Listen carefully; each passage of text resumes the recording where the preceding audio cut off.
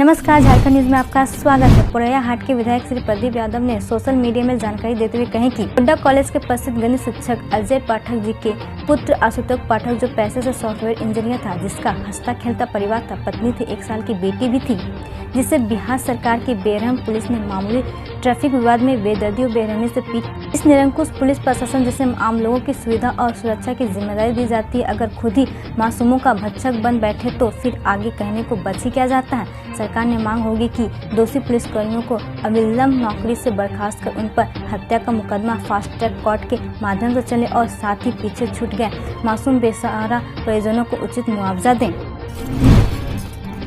गोड्डा सांसद डॉक्टर निशिकांत दुबे ने कड़ा शब्दों में लिखा कि न्याय मिलेगा, पुलिस को होगी फांसी। गोड्डा विधायक अमित मंडल ने भी कहा कि बीजेपी बिहार से न्याय की मांग की जाएगी, दोषी पुलिस पर हत्या का मामला चले।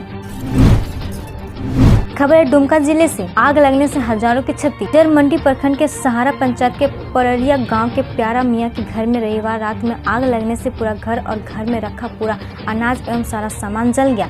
आग की तेज लपेटें देखकर जुटे ग्रामीणों ने काफी मुश्किल के बाद आग पर काबू पाया, अन्यथा पूरे गाँव में आग फैल सकती थी। तालझारी थाना प्रभारी रात में घटनास्थल पर पहुंचे थे। श्रम मंत्री पहुंचे देवघर, बाबा मंदिर में किया पूजा अर्चना। 10 बजे पहुंचेंगे दुमका। महागठबंधन प्रत्याशी बसंत सोरेन के पक्ष में करेंगे चुनाव प्रचार प्रसार। खबर देवघर से। झारखंड सरकार के श्रम नियोजन एवं प्रशिक्षण मंत्री सत्यानंद भोक्ता मंत्री बनने के बाद पहली बार देवघर पहुंचे। देवघर पहुंचने के बाद सबसे पहले श्रम मंत्री सत्यानंद भोक्ता देवघर बाबा मंदिर में पहुंचे और पूजा अर्चना के साथ ही पुरोहित का आशीर्वाद भी लिया। इसके बाद मंदिर पहुंचने के बाद विशेष पूजा अर्चना की। पूजा अर्चना के बाद मंत्री दुमका उपचुनाव में प्रचार प्रसार के लिए रवाना हो गए। फुरकान अंसारी सोशल मीडिया पर फोटो झांसा करते हुए यह लिखे, बिहार चुनाव के पहले चरण के प्रचार के दौरान प्रधानमंत्री नरेंद्र मोदी और बिहार के मुख्यमंत्री नीतीश कुमार की इस तस्वीर ने सब साफ कर दिया है कि डीएनए में कुछ भी ठीक नहीं। दोनों 15 साल की नाकामी का ठिकरा एक दूसरे पर फोड़ रहे हैं। डॉक्टर लुइस मरांडी अपने पोस्ट में यह लिखे, झारखंड को नाज है अपने सपूत पर।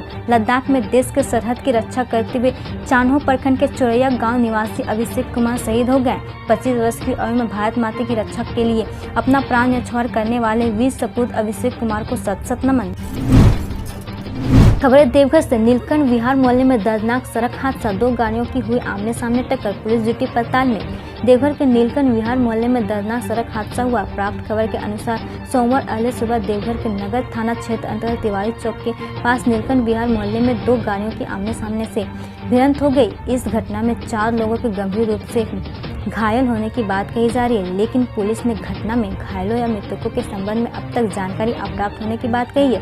वहीं गाड़ियों की स्थिति देखकर दुर्घटना की गंभीरता का पता चलता है। एक्सीडेंट हुए दोनों गाड़ियों के परखच्चे उड़ गए हैं। गाड़ियों के ड्राइविंग सीट पर खून से निशान बिखरे पड़े हैं, जबकि एक गाड़ी की रफ्तार इन अनुमान लगाया जाता है इस बात से लगाया जाता है कि गाड़ी का सेफ्टी बलून खुल गया है। बहरहाल घटना को लेकर कई तरह की चर्चा की जा रही है, लेकिन पुलिस द्वारा अब भी मामले की पड़ताल की बात कही जा रही है। देर शाम रविवार को गोड्डा के पुरैया हाट थाना क्षेत्र के अंतर्गत सुगाव थान पुल के पास आमने सामने स्कॉर्पियो और बोलेरो में भिड़ंत हो गई। इसमें अच्छी खबर यह है कि किसी के हताहत होने की खबर नहीं है। अब खबर है लोहरदगा से।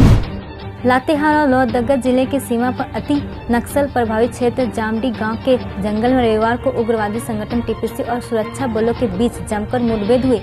टीपीसी के उग्रवादियों के साथ पुलिस बल की हुई इस मुठभेड़ की घटना में किसी के हताहत की सूचना नहीं है, पर मुठभेड़ स्थल पर खून के धब्बे मिलने से उग्रवादियों के घायल होने की चर्चा बनी हुई है। बताया जाता है कि टीपीसी उग्रवादियों ने सुरक्षा बलों को देखते हुए गोलीबारी शुरू कर दी। इसके बाद सुरक्षा बलों ने जवाबी कार्रवाई करते हुए जमकर गोलीबारी शुरू कर दी। इस बीच नक्सलियों से मुठभेड़ की सूचना पर उन्हें घेरने और गिरफ्तारी के उद्देश्य से लोहरदगा जिले की पुलिस भी मुठभेड़ स्थल पर पहुंची। यहां पर सुरक्षा बलों को भारी पड़ता देख टीपीसी के उग्रवादियों का दस्ता खुद को कमजोर पाकर घने जंगल का फायदा उठाकर भागने में सफल रहा। लगभग 2 घंटे तक चली मुठभेड़ की इस घटना में दोनों ओर से सैकड़ों चक्र गोलीबारी हुई, लेकिन कोई हताहत नहीं हुआ। मुठभेड़ की इस घटना के बाद क्षेत्र में दहशत का माहौल है। पुलिस पूरे इलाके में सर्च अभियान चला रही है। खबर है जमशेदपुर से। कोरोना को लेकर जिला स्वास्थ्य विभाग दुर्गा पूजा में भी सक्रिय रहा। शहर के 5 जगहों पर कोरोना जांच शिविर लगाकर लोगों की जांच की गई।